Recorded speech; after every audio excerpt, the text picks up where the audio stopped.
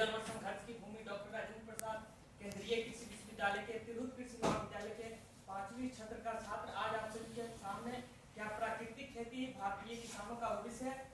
इसके विपक्ष में अपना विवाद व्यक्त करने जा रहा हूँ। साथियों, सबसे पहले हमें यह समझना होगा कि प्राकृतिक खेती भले ही कितनी भी अच्छी क्यों न हो, परंतु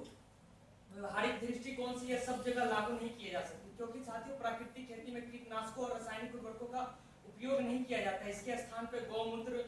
गोबर, बीजामृत, जीवामृत आदि का प्रयोग किया जाता है। ये सब सुनने में तो हमको बहुत काफी अच्छा लगता है, लेकिन वास्तविक स्थिति कुछ और है। अगर श्रीलंका का हम लोग असफल एग्जाम्पल देखें साथियों, तो श्रीलंका की सरकार ने 2021 में पूर्ण रूप से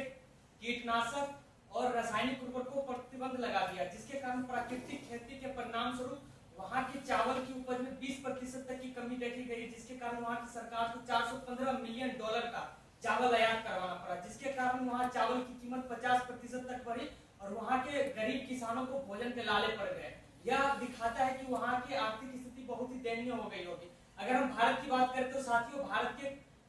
कर्नाटक की सरकार ने जब जीरो बजट प्राकृतिक खेती अपनाया तो वहां के किसान की प्रारंभिक इनकम इतनी कम हो गई कि भारतीय राष्ट्रीय कृषि निदेशालय ने उसको यहाँ तक बोल दिया कि ये भारत के लिए अभी उपयोग में नहीं लाया जा सकता। अगर हम लोग हिमाचल प्रदेश की बात करें तो साथियों, PR3 योजना के तहत प्राकृतिक खेती को लाया गया, लेकिन फल और सब्जियों के उत्पादन की कमी के कारण किसान पुनः अपनी पारंपरिक रासायनिक खेती को अपनाने लगे। यदि वैश्विक तौर पर हम बात करें तो साथियों, हमारे भूटान के राजा ने 2012 में 100% प्राकृतिक खेती लागू करने का वादा किया। जब यह वहां के किसानों ने अपनाया तो वहां के इतना हद तक वहां का उपज कम हो गया कि वहां के सरकार को बाहर से रोकना आयात करवाना पड़ा और वहां को सरकार को यह निर्णय लेना पड़ा कि धीरे धीरे इसे खत्म किया जाए। अगर इसी तरह हम कुछ चेतावनियों की बात करें तो साथियों, भारतीय कृषि अनुसंधान परिषद के अनुसार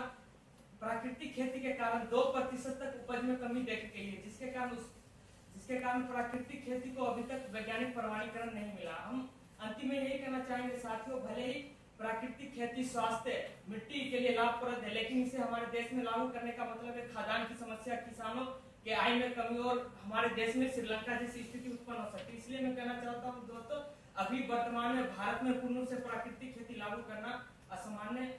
संकेत देता है।